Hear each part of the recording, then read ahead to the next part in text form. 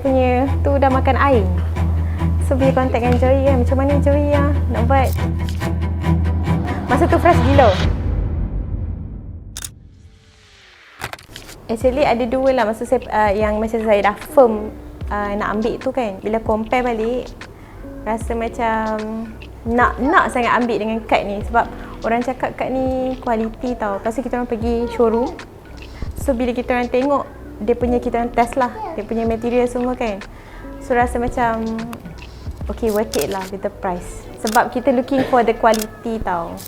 Kita orang jumpa Zoe sekali je rasanya. Tapi dia sangat friendly tau. Dia macam mana, dia macam sangat memahami customer tau. Bila and then kalau kita tanya kan, nak cari kat mana semua, nanti dia suggest kat kita. Saya lukis.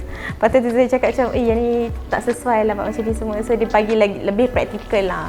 Kan Zoe dia buat je yang pendant light lampu macam tu kan dalam gambar. Kita orang cari exactly apa yang dia buat yang lebih kurang sama.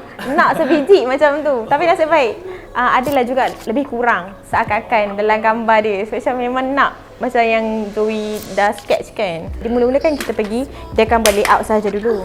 And then bila nak buat 3D design, dia akan tanyalah nak view gambar lah untuk kita punya design tu nak macam mana kan.